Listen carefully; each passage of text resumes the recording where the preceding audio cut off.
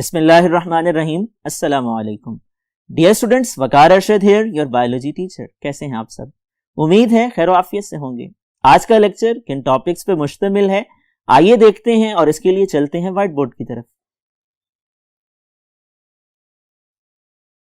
Dear students, आइए discuss करते हैं एमसीक्यूज को। प्रीवियस लेक्चर में हम चैप्टर को कंप्लीट कर चुके हैं और आज हमारा मौजू एमसीक्यू से ताल्लुक रखता है। आगाज करते हैं पहले एमसीक्यू से। MCQ number 1, correct sequence for biological method is. बताइए बायोलॉजिकल मेथड का करेक्ट सीक्वेंस कौन सा है? Recall your memory. हम डिस्कस कर चुके हैं प्रीवियस लेक्चर्स में कि बायोलॉजिकल मेथड के मुख्तलिफ मराहिल हैं। आइए ऑप्शंस को एक एक करके एनालाइज करते हैं। Option A, observations, hypothesis, law and theory.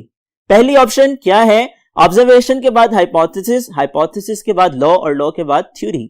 Option B, hypothesis, observation, deduction, experimentation. यानी पहले हाइपोथेसिस, फिर ऑब्जर्वेशन, फिर डिडक्शन और experimentation.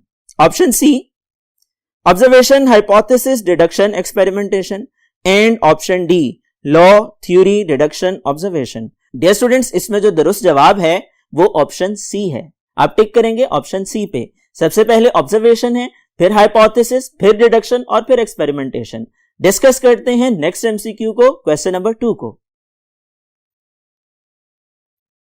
Which one of these is not a characteristic of a hypothesis. बताइए दी गई ऑप्शंस में से कौन सा कैरेक्टरिस्टिक ऐसा नहीं है जो कि हाइपोथेसिस का हिस्सा है। आइए ऑप्शंस को एनालाइज करते हैं। Option A, must be consistent with all available data.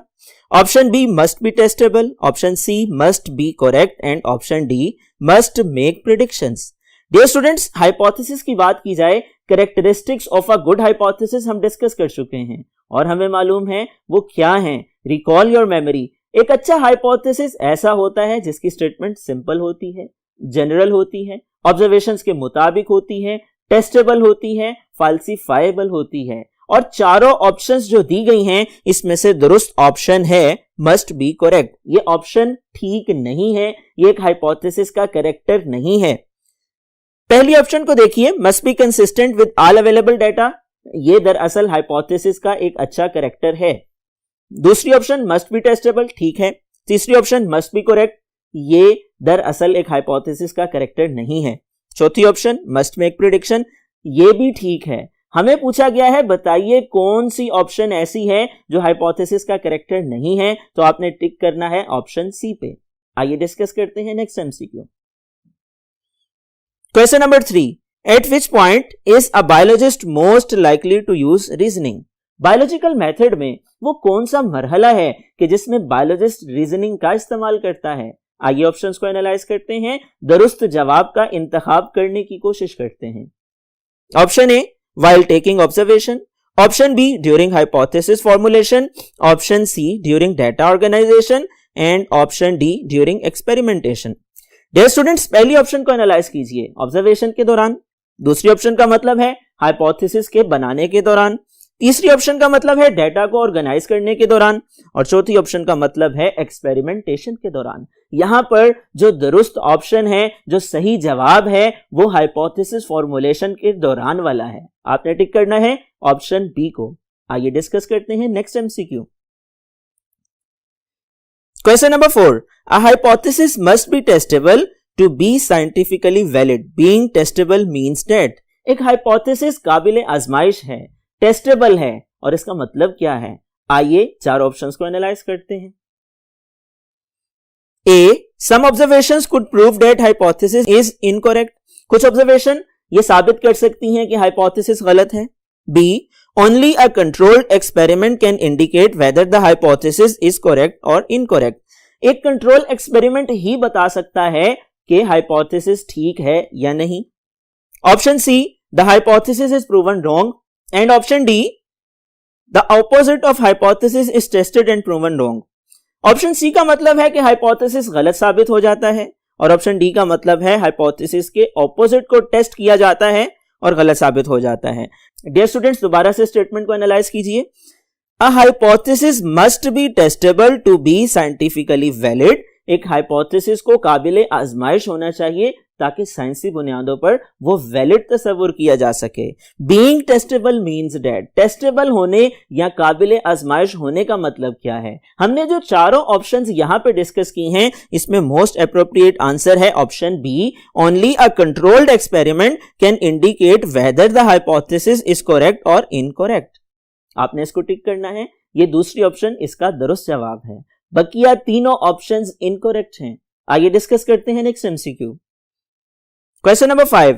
What would be the best experimental design for testing a hypothesis that bean plants required sodium? बताइए, एक हाइपोथेसिस है जो ये कहता है बीन प्लांट को सोडियम की जरूरत है। आपने इस हाइपोथेसिस को चेक करना है। आपने ऑब्जर्वेशन, हाइपोथेसिस और डिडक्शन को आजमाने के लिए तजुर्बात करने हैं। उसके लिए कौन सा डिजाइन इस्तेमाल होगा? आइए चारों ऑप्शंस को एनालाइज करते हैं। Option A, measure the amount of sodium in a few bean plants। हम मेजर करेंगे सोडियम की मिकदार को कुछ बीन प्लांट्स के अंदर, फलियों वाले पौधों में।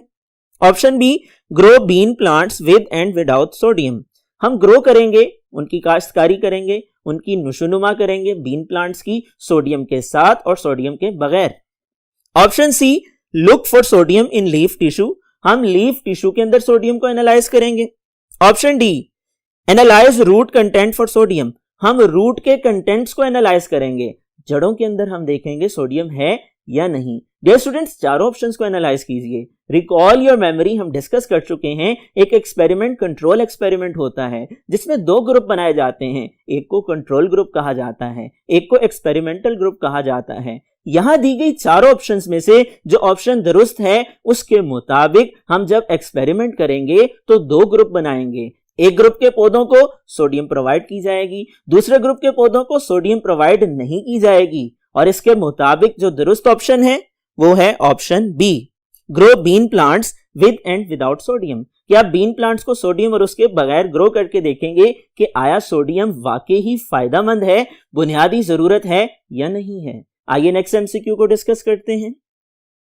Question number 6, a gardener sees a large snake nearby. एक किसान है, एक माली है, एक बागवान है, वो अपने करीब एक सांप को देखता है। ही नोज दैट, वो जानता है, जनरली स्नेक स्टिंग, कि सांप डंग मारता है। So the gardener ran away, नतीजे के तौर पे चूंकि उसे मालूम है वो भाग जाता है वहां से।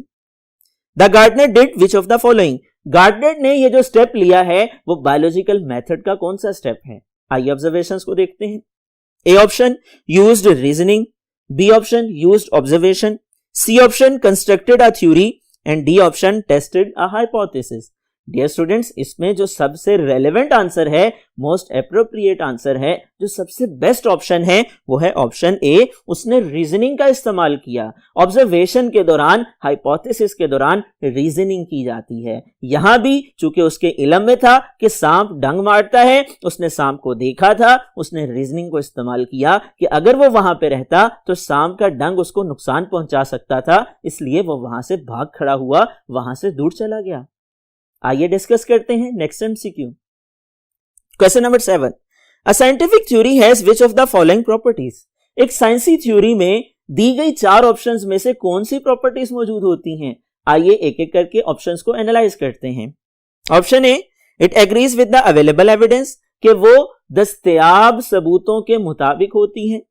Option B, it can not be rejected, उसको झुठलाया नहीं जा सकता। Option C, it has been absolutely proven, कि वो मुकम्मल तौर पर दुरुस्त साबित हो चुकी होती है।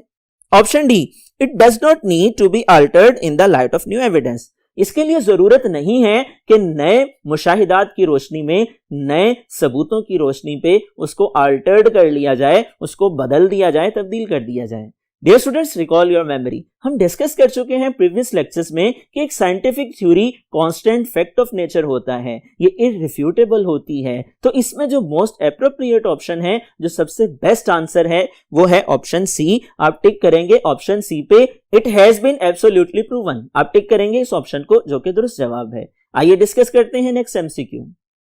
Question number 8, experimentation is only a step of the scientific process, but it is very important step because it always, experimentation scientific process का एक मरहला है, लेकिन ये बहुत अहम मरहला है क्योंकि ये हमेशा क्या होता है, आइए ऑप्शंस को देखते हैं। A, give the biologist a correct result, ये हमेशा बायोलॉजिस्ट को दुरुस्त नताइज देता है। B, allows rejection of some alternative hypothesis, कुछ मुतबादिल हाइपोथेसिस को रिजेक्ट कर देता है। C, ensures that hypothesis can be confirmed with certainty, ये इस बात को यकीनी बनाता है कि हाइपोथेसिस को कंफर्म किया जाए वाकई ही वो ठीक है या दुरुस्त नहीं है। Option D, give scientist a chance to work in the laboratory, ये साइंटिस्ट को ये मौका मुहैया करता है कि वो लेबोरेटरी में काम कर सकें। डियर स्टूडेंट्स, चारों ऑप्शंस को एनालाइज कीजिए, इसमें जो बेहतरीन जवाब है, सबसे ज्यादा अच्छा जवाब है, सबसे एक्यूरेट आंसर है, वो है option C, ensures that hypothesis can be confirmed with certainty, कि एक्सपेरिमेंटेशन एक अहम मरहला है क्योंकि ये इस बात को यकीनी बनाता है कि हाइपोथेसिस से जो रिजल्ट निकलने हैं, हाइपोथेसिस से जो नताइज अखज़ किए जाने हैं वो दुरुस्त होने चाहिए, और हाइपोथेसिस की आजमाइश की ही इसलिए जाती है ताकि उसको परखा जा सके, इसलिए आपने टिक करना है ऑप्शन सी को। आइए डिस्कस करते हैं एमसीक्यूज में लास्ट वाले क्वेश्चंस को, और क्वेश्चन नंबर 9 आइए देखते हैं।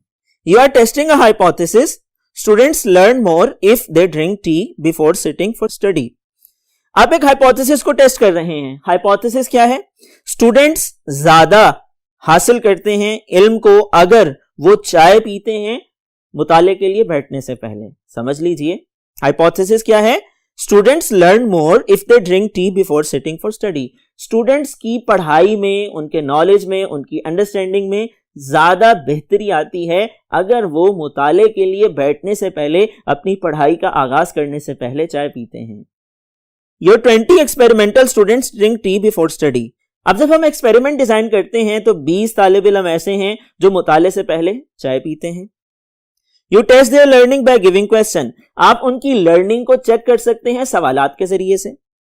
Your 20 students of the control group should have all experimental conditions identical to the experimental group except that. अब यहां पर यह पूछा गया है कि 20 तालिब इल्मों का ग्रुप ऐसा है कि जिनको ये अलाउ किया गया मुताले से पहले, पढ़ाई से पहले, तालीम के हसूल से पहले बैठने के लिए वो चाय पीते हैं, फिर इसका आगाज करते हैं। जबकि एक ग्रुप और भी होगा जो कि कंट्रोल ग्रुप होगा। बताइए कि एक्सपेरिमेंटल ग्रुप और कंट्रोल ग्रुप दोनों के स्टूडेंट्स में क्या फर्क है? कुछ कंडीशन तो सेम है कि दोनों ने मुतालिया करना है, फर्क क्या है? आइए चारों ऑप्शंस को एनालाइज करते हैं। A option, they should take tea with more milk and sugar. उनको चाहिए कि वो ऐसी चाय इस्तेमाल करें जिसमें ज्यादा दूध और चीनी है। Option B, they should take tea before as well as during study. उन्हें चाहिए कि वो पहले और मुताले के दौरान दोनों दफा चाय का इस्तेमाल करें। Option C, they should not take tea before study. उनको चाहिए कि वो मुताले से पहले चाय का इस्तेमाल ना करें। Option D, after taking tea they should not sit for study. चाय पीने के बाद उनके लिए लाजिम है वो मुताले को ना करें।